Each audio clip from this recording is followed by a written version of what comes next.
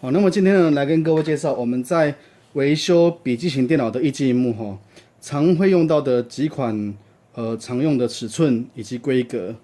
那由左手边来看的话，这是属于17寸的液晶萤幕。那11寸本身它有分为这个很多款它有厚度跟薄度的差别。那我们这一款的话，就是展示一般最常会更换到的17寸的这个属于比较厚型的液晶萤幕。那它的这个拼角来讲的话呢，这个是属于40拼的拼角。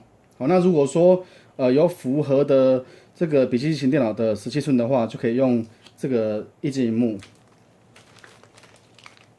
好，那接着来看的话是15寸的。那15寸大体上也有分成很多款那我们这边就展示这个厚型的跟薄型的这两款。好，像这是属于15寸的15.6寸的厚型。好。那这边会标示的，我们就进来看它会写到是 Samsung 的液晶萤幕，然后型号叫做 LTN156AT32。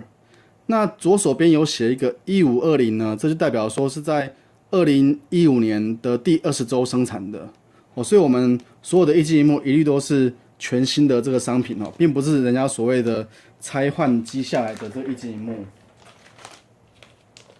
好，那接着是15寸的薄型。那这15寸薄型像比较新的像华硕的 X550 系列的就是用薄型的。那宏基也有多款Lenovo Dell 都有多款的15.6寸是用这样薄型的。那薄型的话呢，就很好辨识，它在上下左右4个地方都会有螺丝孔可以锁，然后在接角的地方也是一样。就是这个是属于40拼角，那它的型号叫做 LTN， 我们近一点看LTN 的156AT35，那生产日期是2014年的第50周，这里都是全新的液晶幕的这个全新品。那我们在进货来讲的话呢，尽量都是采用镜面的这个画面，那换起来的画面会比较漂亮。那如果说有需要雾面的话呢，也可以特别跟我们指明那我们在出货的时候会去用雾面的来出货。那接着的话呢是14寸的这就是14寸的薄型的，一样也是上下左右各有4个地方是可以接这个螺丝的。好，那这个型号是 Samsung 的 LTN140AT20。然后再来的话呢是14寸的厚型的这个样子。那厚型跟薄型就很容易分辨。我们如果说螺丝孔是在左边两边的话呢，一般就是属于中厚型。那如果说是带耳朵在4个角落的话呢，一般就是所谓的薄型。好，那我们这个厚型的话也是一样，是用 Samsung 的 LED， 那型号叫做 LTN140AT26， 那是在2015年的第10周生产的。那当然这个日期是我们目前在录制的时候的这个现货。那如果说随着这个时间在更换的话，我们会一律都是进新款的给各位给各位这个客户那接着来讲的话，就是13寸的有分像这一种超薄型的13寸这也是全新的液晶萤幕那也有这个所谓的另外一个带耳朵的13.3寸的这个液晶萤幕这个是奇美的。那再来的话呢是11.6寸也是有很多款式，我们就展示比较常换的是 LTN116AT01是 Samsung 的液晶萤幕。那这个的话呢是属于超薄型的也是一样在这个4个角落有带耳朵的螺丝孔。那最后还有这一种是属于小笔电在使用的，像宏基的小笔电或者是华硕的小笔电都能够更换的是10.1寸的超薄的液晶萤幕。那10.1寸也是一样有分中厚跟超薄。那目前比较主流来讲的话，都是属于超薄的液晶萤幕。那因为我们在网络上面是属于大量贩售，所以价格都会比原厂的定价来的非常便宜许多那有需要的人的话呢，就可以在网络上面直接下标。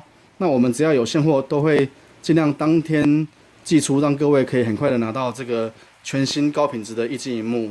那如果说担心不会换的话，也没关系，就照关于我里面有地址呢，帮我们把笔电把它寄回来。那我们在更换好的当天，都会再寄出还给各位。好，那让大家可以很方便的用最便宜的价格把笔电的萤幕把它给修理好。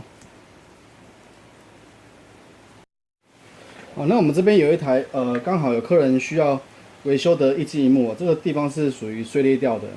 那它的型号来讲的话呢，是宏基的 Aspire 3810T 的这个笔电。好，那我们在要拆萤幕之前的话呢，可以先观察一下，通常在上下左右四周来讲的话呢，都会有这个螺丝孔，可以把这个螺丝呢先打开来。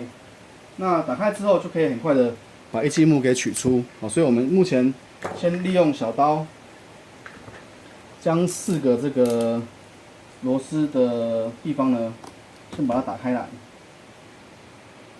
那在开的时候就小心这个垫片不要把它刮伤，就小心的把它拆开来之后放好。那最后我们螺丝在拆完之后的话呢，还要把这个垫片呢再把它给放回去。那这样拆开来之后，螺丝就逃出来了。那一般里头的螺丝大多都是属于小十字的所以家里面只要有十字的起子的话呢，就可以很容易的把它给拆开来。那我们目前就是把这4个角落的螺丝把它拆解开来。那拆解完之后的话呢，再慢慢的、轻轻的把四周围的塑胶壳呢，把它打开来，好，这个样子。那因为四周的塑胶它有可能笔记型电脑已经一段时间了，可能会有点容易脆化，所以我们在拆的时候一定要小心的慢慢拆。那万一不小心有一些卡榫是断裂的话，其实也无关紧要因为基本上都有螺丝会把它保护住。好，那像这样4个螺丝拆完之后，我们就是用那个指腹从液晶萤幕的周边慢慢的拆。然后这个拆的时候，因为它都是卡榫一个一个卡住的，所以如果说会有一些声响的话，这个不用太担心了，这是属于这个正常的现象因为在萤幕的固定部分，其实都是用塑胶的卡榫一个一个的把它卡住。那再加上4边的螺丝，其实就锁起来了。好，那像这样框就取出来了。那接着的话呢，我们就是要把里头固定的螺丝呢，再把它拆卸起来，这样子。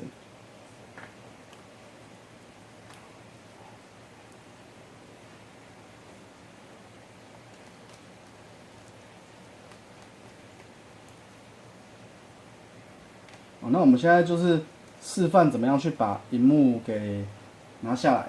那至于各位在拆的时候，就小心螺丝不要有遗漏的。就是怎么拆就把它怎么样给装回去。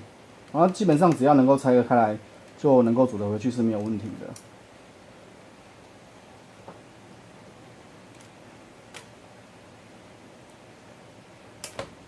那这样拆好之后，萤幕就简单的就拨起来了。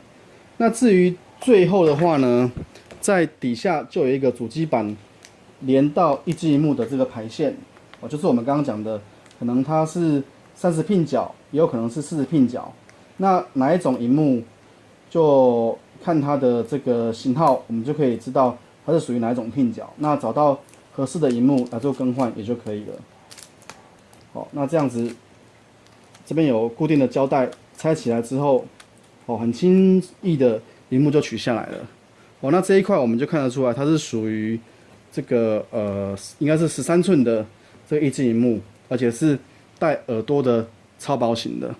那这块拔起来的话呢，它是属于这个AU Optron， 就是 B133XW03，也就是一般我们所谓的 AU 就是友达的意思，友达的 B133XW03 是在2011年的第28周所生产的。